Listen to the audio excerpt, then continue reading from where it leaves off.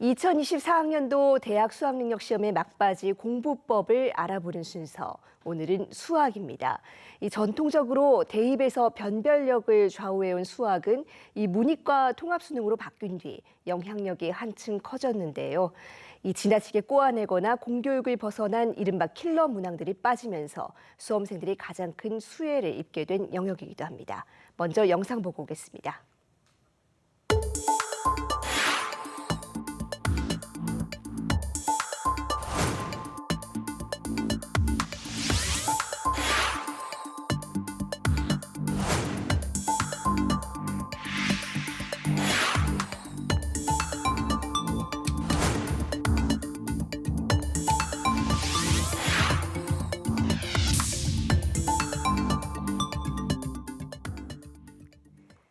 네, 수능 수학 막바지 학습법 EBS 대표 강사 심주석 선생님에게 자세히 들어보겠습니다. 선생님 어서 오세요. 안녕하세요.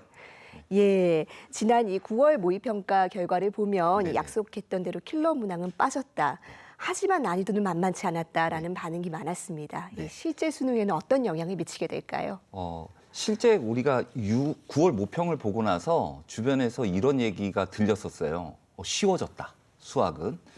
그런데 사실 막상 뚜껑을 딱 열고 저희가 가채점 결과들을 갖다 취합해가지고 분석해보면 1등급 컷 기준으로 보면 표준 점수가 1점 낮아진 것밖에 없거든요. 그렇다면 6월이나 9월이나 지금 비슷한 난이도로 출제되고 있다는 거지 결코 쉬워진 게 아니거든요. 학생들한테 물어봐도 쉬워졌다는데 왜 나는 이렇지라는 학생들이 느끼는 학생들이 의외로 많아요. 그러니까 어려워진 게 아니고 쉬워진 게 아니고 사실 6월이나 9월이나 비슷한 수준의 난이도로 지금 출제되고 있다라는 사실을 우리 학생들이 꼭 아셨으면 좋겠는데요. 수능이라는 거는 우리가 6월달 모평, 9월달 모평, 수능을 동일한 난이도로 출제하지는 않습니다. 그러면 학생들은 그 기간 동안에 공부를 좀 많이 하게 되잖아요. 그러면 평균 점수가 올라가 버리겠죠. 그래서 평가원에서는 이 항상성이라는 것 때문에 6월보다는 9월을 약간 높게 내고 그다음에 9월보다 수능을 약간 높게 내야지 공부를 그 기간 동안 착실한 친구들이 모평 수준의 난이도를 느껴가면서 좀 안정된 상태에서 수능을 볼 수 있게 만드는 취지거든요. 그래서 수능은 약간 어려워질 수 있다. 내가 지금 9월에다가 기준을 맞추는 게 아니고 얘보다는 약간 어려운 수준까지 간다라는 걸 예측해서 마지막까지 공부해 주길 꼭 부탁드립니다. 예, 그렇다면 이 수능 시험에서 수험생들이 어떤 점을 유념해야 될까요?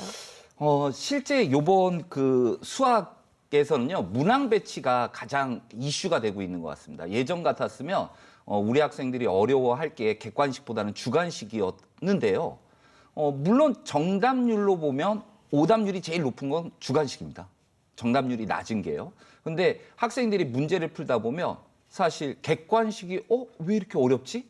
이런 느낌이 들거든요. 그래서 그게 바뀐 점 중에 한 가지인 것 같아요. 그래서 예전 같았으면 뭐 객관식이 15번까지 진행이 되는데 뭐 11번 이런 데에서 막히지 않았거든요. 그런데 이번 9월 모평에서는 11번이 왜 이러지?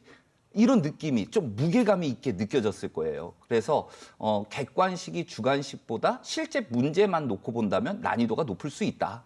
그래서 객관식이 어렵다라고 해서 포기하지 말고 쉬운 주관식들도 있으니까 우리가 주관식까지 좀 모든 문항을 좀 도전해 나가야 된다. 예전 같으면 22번, 30번 오답률 1, 2위의 문제는 버리고 풀었다면 지금 9월 모평의 가장 큰 메시지가 모든 문항을 포기하지 말고 도전했을 때 자신의 원하는 목표 점수에 훨씬 도달이 잘 된다라는 점을 시사하고 있거든요. 그래서 이 점을 꼭 유념해 주셨으면 좋겠습니다. 네, 객관식은 쉽고 주관식은 어렵다. 이런 고정관념에 얽매이지 말고 네네. 모든 문항에 도전을 하자라는 게 모평의 메시지였다는 네. 말씀 해주셨습니다.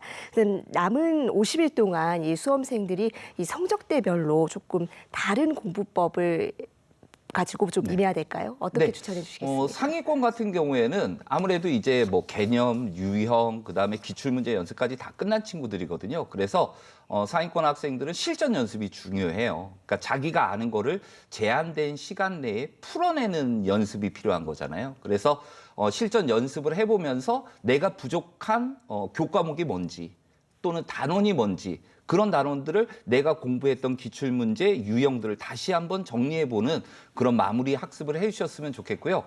중하위권 같은 경우에는 실전 연습보다는 아직 부족한 게 좀 더 많잖아요. 그래서 본인들 시험에 30문항 중에 새로운 문항으로 30문항이 나오는 게 아니거든요. 제가 볼 때 25문항 정도는 이거 작년 시험 문제나 다 똑같은 거잖아 라는 느낌이 25문항이 있어요. 그래서 그런 문항들 위주로 맞출 수 있도록 유형적인 평가원 기출 문제를 펴서 유형적인 문항 연습을 마지막까지 해주길 당부드리고 싶습니다. 예, 사실 이 수학은 워낙 기초가 중요한 과목이다 보니까 네. 짧은 기간 안에 성적을 올리기는 어렵다 이런 네. 생각들을 많이 합니다. 이제 불과 50일 정도 남았는데 어떻습니까? 수학도 올릴 수 있습니까? 네. 예. 학생들이 수학은 단기간에 성적 올리지 못하는 과목, 국어도 마찬가지. 근데 그에 비하면 탐구는 되지 않을까? 이런 생각에 정말 뭐 탐구 소년, 탐구 소녀를 정말 많이 봅니다. 그런데 제가 앞에서도 언급해 드렸는데 30문항 중에 실제 25문항이 비슷하게 나온다고 그랬잖아요. 그리고 4등급 컷을 보면요. 이게 50대 초반이거든요. 2점짜리, 3점짜리를 다 맞추면 48점이에요. 거기에 한 문제만 잘 찍으면 4등급 컷이에요. 거기에서 세 문제를 더 맞추면 3등급 컷이에요. 거기에서 두 문제를 더 맞추면 2등급 컷까지 올라갈 수가 있거든요. 그래서 우리 친구들이 자기 수준이 어디인지를 좀 파악할 수 있는 기준이 되지 않을까. 그래서 본인들이 우리가 교과가 이 3개 과목이 있고 9개 단원이 있거든요. 그래서 남은 기간 동안에 각 단원마다 5개 이 출제 유형들을 찾아보는 거예요. 그럼 45개 유형이겠네요. 하루에 1개 유형씩만 정복해 나간다라고 그러면 그 45개 유형 중에 시험에서 25개 유형은 분명히 만나게 될 겁니다. 네, 이 수학에도 선택 과목이 있습니다. 이건 어떻게 대비하면 좋을까요? 선택 과목 문항수는 확률과 통계, 미적분, 기하 같은 경우는 모두 8문항씩, 각각 8문항씩이 출제가 되는데요. 이 공통 과목과는 달리 선택 과목 같은 경우에는 거의 출제되는 유형이 정해져 있다라고 보시면 돼요. 정말 뭐 새로운 문항을 개발해가지고 여기다가 투입시키지 않거든요. 그래서 출제되는 유형들만 여러분들이 좀 잘 정리해서 대비해주면 돼요. 확률과 통계 같은 경우는 중복조합이나 수학적 확률 문제, 아니면 뭐 미분 같은 경우는 도형에서 식 세워가지고 미분법 이용한 계산, 그다음 기하 같은 경우에서 조건을 만족시키는 벡터 구하기 뻔하거든요. 그래서 그런 문제들, 자기가 상위권이라면 고난도 유형의 문제들, 아니면 중위권이라면 필수 유형들에 집중해서 대비해 주시는 것이 바람직할 겁니다. 네, 지금 모든 영역에서 공이 EBS 연계 체감도가 올라가는 이 현상을 보이고 있습니다. 그렇다면 남은 기간 동안에 이 수학에서는 EBS 교재 어떻게 활용해야 됩니까? 네, 저희도 수학에서 이제 체감 연계율이라는 걸 높이기 위한 시도를 많이 하고 있거든요. 그런데 그게 들여다보면 이 문제를 푸는 과정을 이해하고 있으면 맞출 수 있는 문제예요. 그래서 저는 이 수능 특강 수능 완성을 지금 시점에서 다 못 풀어봤다면 저희가 EBS 저희 그 강의 프로그램 중에 수능 연계 교재의 비밀이라는 게 있습니다. 수능 특강편, 수능 완성편. 그래서 이 강의를 보라는 게 아니고요. 선생님들이 문항을 갖다가 추천해 준 문항이 있거든요. 이 문항은 꼭 풀어보자. 그래서 자료실 자료를 좀 활용해서 우리 친구들이 좀 대비를 해 주셨으면 좋겠다라는 말씀 드리고요.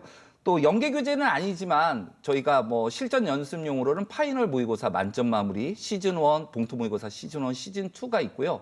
또 사회 탐구, 과학 탐구 같은 경우에는 저희가 파이널 체크 포인트라는 게 있어요.